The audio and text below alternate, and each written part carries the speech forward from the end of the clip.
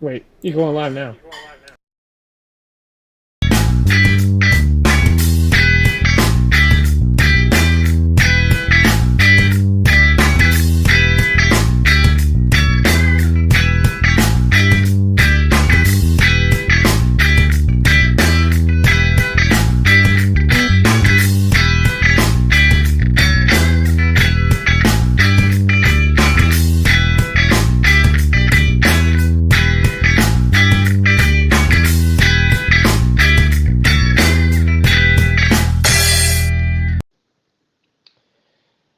Well, we finally have answers to our questions.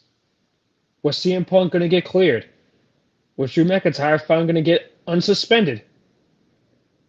What role would Seth Rollins have for SummerSlam? And then the other questions. How would the Bloodline get involved? What would happen with Cody in his quest to get rid of Solo? For Sammy and Jay, where do they stand? Most importantly, how will the women's division stack up? We're 10 days away from SummerSlam, from Cleveland Browns Stadium. The event's sold out, and the WWE Universe is ready. I think the card's there. We just gotta dive right into it. Hello again, everyone, and welcome to False Count Anywhere here on the Rhode Island Broadcasting Network. Erik Dunn here, home in Bridgewater, Massachusetts. Hope everyone is hanging in there. And yeah, we're 10 days. We just got to get to 10 more days. Next Wednesday's broadcast is the full card preview.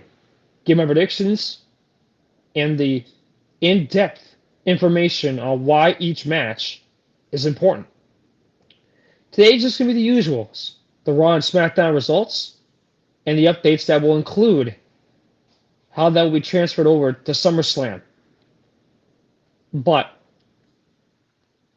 unlike last week's broadcast, which in my mind was lackluster, to say the least, I didn't really have anything. This time, I got plenty. Not enough to, overhype, oversell, or overdo this broadcast, but it's enough to get through a good 25 minutes at least. So with that being said, let's just see how far I can go. But before I go any further, every Wednesday I am here live at 5 on Facebook, YouTube, and Twitch. Caught myself there. Please follow us on our Facebook and our YouTube channels to subscribe and get information regarding our programs. And that is all of our programs, including the legendary Sports Unfolded, which is led by the man behind the scenes, the creator of RIB, Rodrigo. Buy me a coffee. Follow us there at RI Broadcasting to help support us. Please become a member on Patreon to help support Rhode Island Broadcasting and to help us get out there better. We're also available regarding this show on Amazon, Google, Spotify, Red Circle, TuneIn, and Podbean Podcasts. And for those that actually want to become a sponsor, this is something that we've been trying to do for the last couple of months now. For those that are interested in wanting to become a sponsor for False Count Anywhere, Sports Unfolded, or Rhode Island Broadcasting in general, and sponsor us, your ad is going to be right there. Not that little screen you just saw, this big one here. This ad will be right here. Not only will it be read and people will see it, but it will be heard on the audio version of Spotify, Amazon, Red Circle, and many more. For those wanting more information to try to get involved with RIB and get your name out there and get your name out there, send an email to Rodrigo at ribroadcasting.media@gmail.com. That's all one word, ribroadcasting.media@gmail.com. Ron will give you all the information that you need, and he will set you up with everything that you will be required to have a successful running ad campaign. Not a political one, though, but I don't know. I don't know how far Ron will go when it comes to politics, but you could talk to him on that some other time. Not here. So with that all being said, this broadcast of False Count Anywhere is the exclusive property of Erik Dunn Productions, Rodrigo, and Rhode Island Broadcasting for the use of our audience, and any publication, reuse, or redistribution by anyone is not prohibited. It is given the express consent to be shared and is greatly appreciated. No politics or religion. Yeah, I kind of thought so. Yeah, not here. This is WWE. We don't have room for any of that crap anyway. So, last week I didn't have much. And the problem is with WWE was that last week they kind of stalled out. I felt like they, um, for a lack of a better word, procrastinated on getting a couple of the matches I wanted to have out there. I mean, the SmackDown result from the week before had, for example, LA Knight signing a contract from GM Nick Aldis for the United States title against Logan Paul. Except he didn't sign it. So he was off TV anyway, so it was kind of like, well, where is he? So you had that stall out. And then you had another match stall out.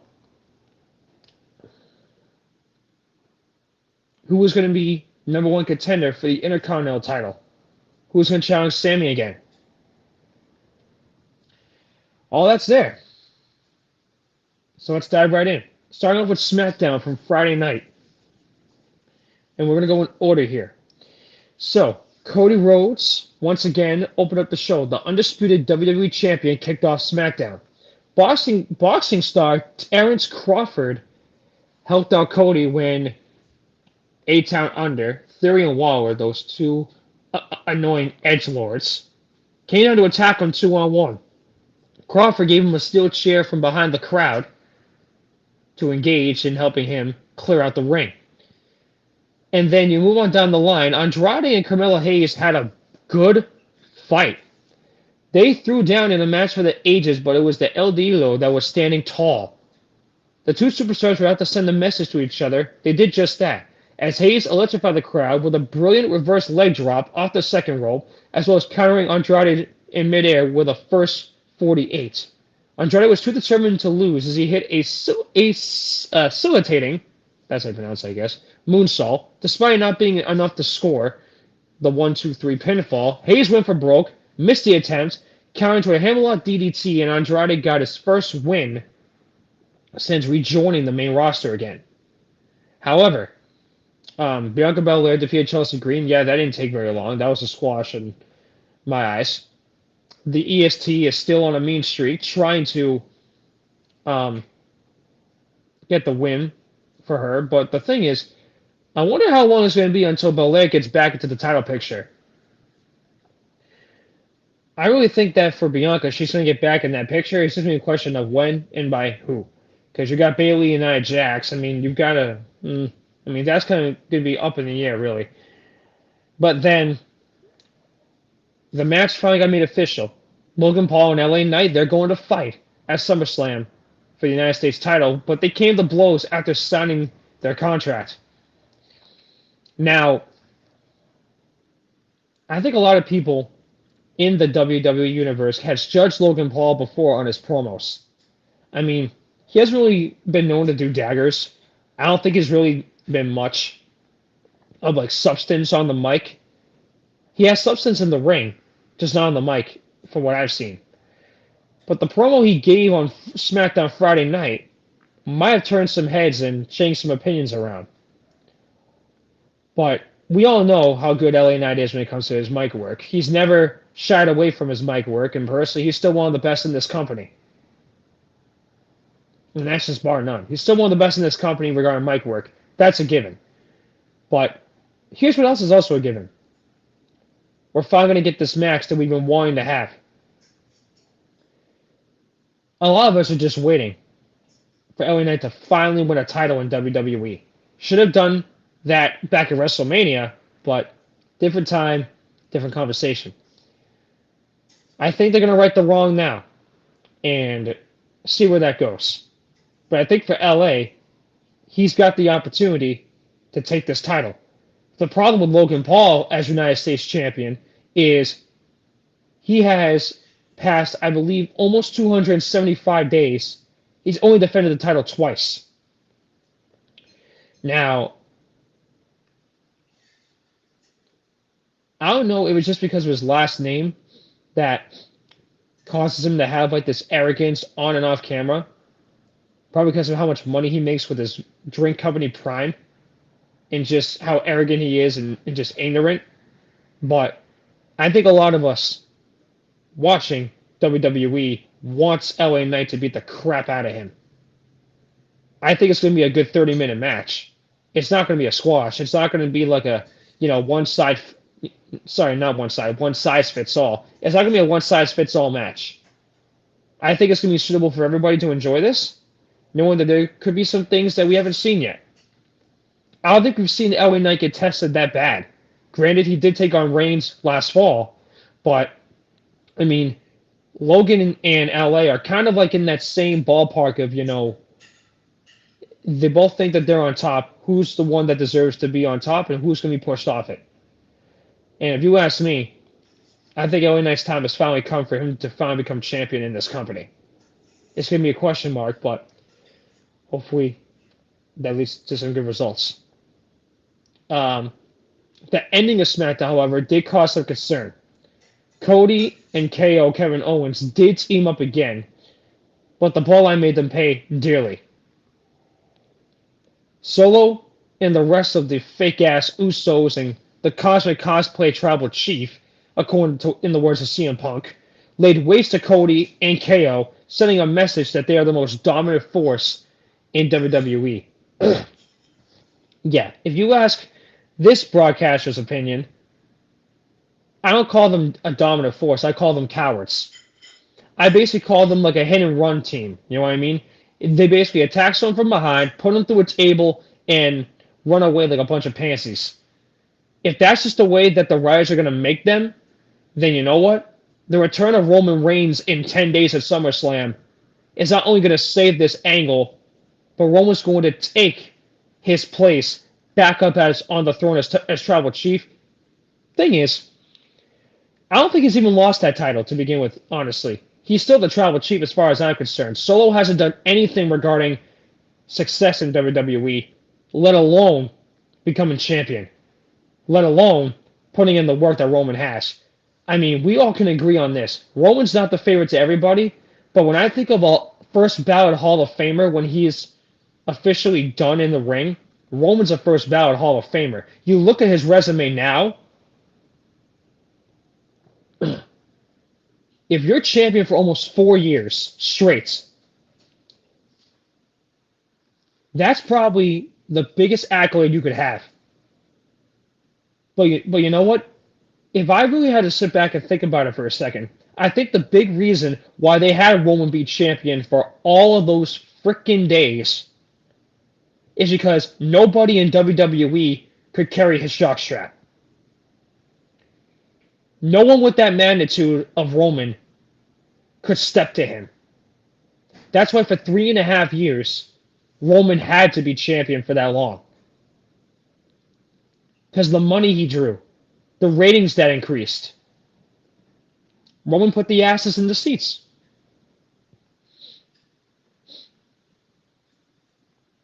And you know what? This is actually a good comment. Why would you want that in your hands? Exactly. That pressure that would be on your back to carry WWE for all those years, why would you want it? Roman's the only one that could actually handle all of that. And believe me when I tell you, granted, I hated his work at times as a heel, but there's one thing I know about heels in this business is if you are not hating them, they're not making money. That's the way I look at it when it comes to heels. If you don't give them that reaction, they're not doing their job. Roman, in my eyes, is one of the greatest heels in the history of this company. But if you thought his heel run was great, I can only imagine his face run. We know he's going to return as a face. Everybody misses him. Hell, I'll go on the record and say I'm one of those included. Because the possibilities of him as a face could be what is needed to reunite the original bloodline together again. But, and this is a big but, Roman's been off recovering. Brock had a surgery. He's still out. There's no words on Brock. He's still out right now, up on his farm in Saskatchewan. He's still out. Who's to say right now that when it comes to Roman, we could see some dream possible scenarios regarding teams, who he teams up with? I mean, think about the scenario when it comes to Roman. There is a possibility that we could see things that we may have never thought we would ever see at all. If this is confirmed, I am hoping that the return of Roman will be just as big as a face as he was a heel.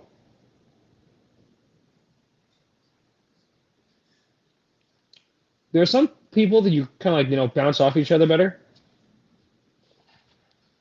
Roman can work with everybody. And that's the thing about it. When I think about like his best rivals, I think about Kevin Owens. I think about the current WWE champion, Cody Rhodes. I think about the beast incarnate, Brock Lesnar. Just great rivals. John Cena even. I'll put him involved. And John's the GOAT in my eyes and a lot of people's eyes too anyway. Everyone is excited. I'm excited to see him as a face. He's going to be dominant. My big question is, what's the direction for him? We'll have to find out. But for now, enough about Roman. Now let's get over to what happened on Raw Monday night. So Gunther ran his mouth and opened up the show. Now, I'm still trying to figure out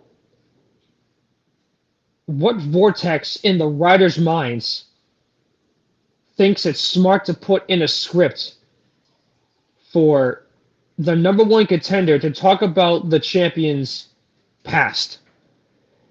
Now, I get it. You have to do it for ratings. You got to do it to make the promo interesting. But if you're in the WWE universe and you know a lot about Damian Priest, you know that he was homeless. You know that he has a kid.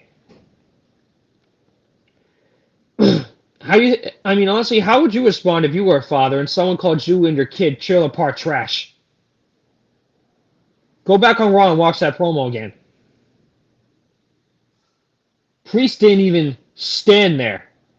He slid right in the ring, knocked him in the mouth. The brawl went on for 10 minutes. Even through commercial, in the backstage area, Pierce threw them both out. So, that was the beginning of that night, and kind of already combustible, if you ask me. And then, to determine who becomes Sammy's number one contender for the Intercontinental title, Braun Breaker and Elijah Dragunov. Dragunov took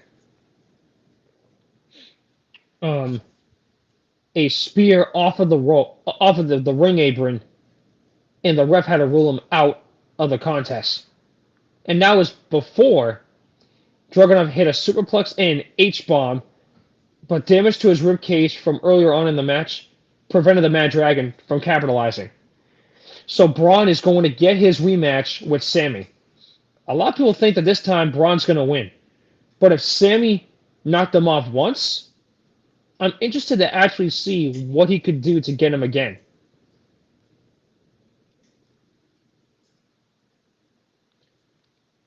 But however, we all know that lightning doesn't always strike twice in the same place. Sammy might need a miracle. Who knows? And then moving on down here, the big announcement. CM Punk is finally cleared. McIntyre's suspension has been lifted, but they both agreed to not lay a hand on each other until SummerSlam. But the referees have thrown their hands up in the air and said, "Ooh, guys, screw this. I'm not dealing with them." So guess who's the special guest referee? None other than Seth Rollins. Well, if you're going to put him on the card and get him in Cleveland, I guess that's one way to do it. And Seth's got a problem with both of them. Seth's got a problem with Drew. Seth easily has a problem with Punk. Punk screwed him twice this year. I mean, there's no other way else to describe that scenario. But I mean, Rollins is a special guest referee. I'm actually anxious to see what he could do.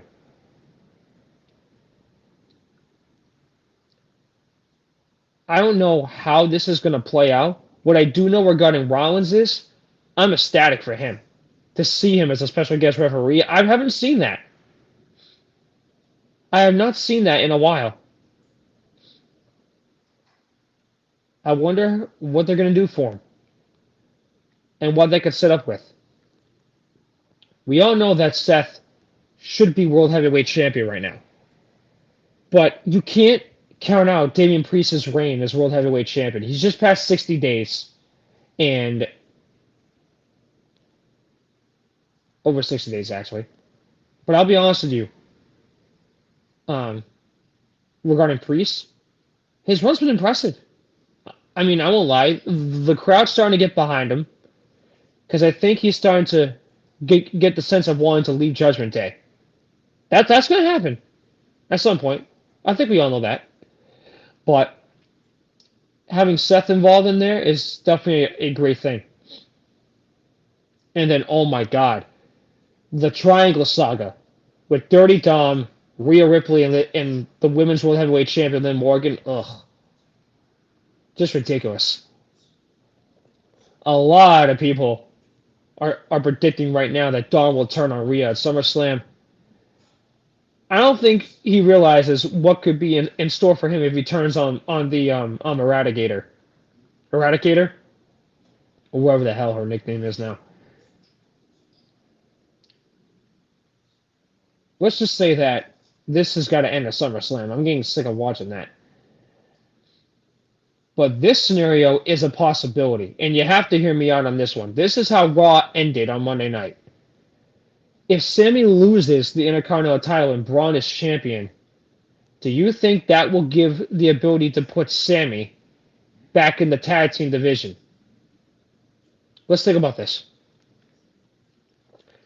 Main event Jey Uso, when he got transferred to Raw back in September, he and Cody became tag team champs.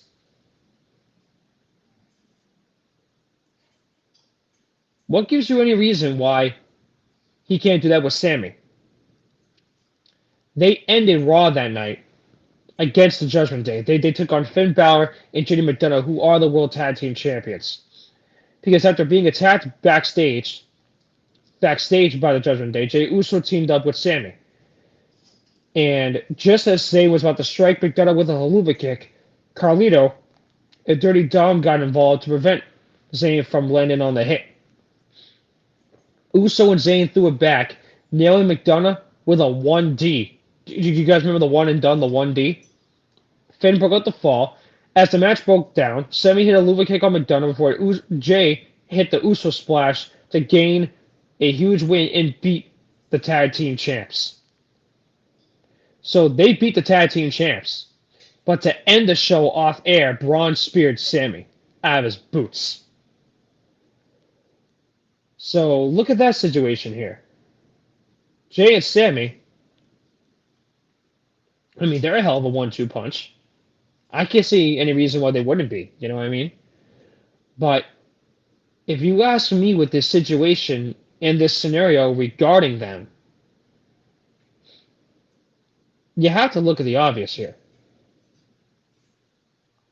What do you think is going to happen? Because SummerSlam, as of right now, has 7 matches. And I believe this will be the full card. For the Intercontinental title, Sami defends against Braun. For the United States title, Logan Paul defends against LA Knight. For the WWE Women's title, Bayley is against Nia Jax. For the Women's World Heavyweight title, Liv Morgan defends against Rhea Ripley. CM Punk and Drew McIntyre with Seth Rollins as special guest referee. Damian Priest and Gunther for the World Heavyweight title. Cody Rhodes and Solo for the undisputed WWE title. That is SummerSlam. That is SummerSlam right now. That's the full card. I really can't see anything else being added to this card. 7 matches over an over 3-hour show. I think you're more than fine. I will say, however, there is no news right now regarding Rock. I really thought that The Rock was going to come back at SummerSlam, but I don't see that happening. Sources are saying that Roman is going to return. No, absolutely not. Roman's going to return. The question is, how is he going to get involved? Because you would think he will help Cody at some point. Let's see what he actually does. But however, that's 10 days out. We can't go that far. We're 10 days away. We've got to get closer. Next week's broadcast, False Count Anywhere. I'm giving you the full card for SummerSlam. We're going to dive in together, read everything together, and I'll give you my predictions on the 7 matches. If there's any other news regarding Roman, Rock, Lesnar, Cena, probably not Cena. We're not going to see him again for a while, till at least the end of this year. There are just some people I miss right now that I hope come back. And I'm being honest with you. Biggest thing for WWE is SummerSlam, they've got to hit a home run with this. You have the capabilities of doing it. You got to lead up to it. But what I do know, Raw is going to be on Sci-Fi for the next 2 weeks. So let's see how they do with ratings over there, and see how with SmackDown on Fox these next 2 weeks, how can they take this home before they go to Cleveland? Because I know that they're going to be in Cleveland for SmackDown next weekend because it's going to be right next door to Cleveland Brown Stadium. So we'll see how it goes. But guys, the Raw and SmackDown results for this Friday and next Monday night will tie into the preview for SummerSlam. We'll break it all down then, and I'll explain more to you then. This is Erik Dunn saying so long and thank you from my home in Bridgewater, Massachusetts. This has been a presentation of False Count Anywhere here on the Rhode Island Broadcasting Network. As of next week, guys, we'll be 72 hours away to the biggest party of the summer. Hope you're excited as I am. But for WWE, there's still a lot more work to be done. The loose ends got to get tied up, the I's got to be dotted, and the T's are got to get crossed. Will they be done by next Wednesday? I'll break all that down for you then. Thank you so much for watching and for listening.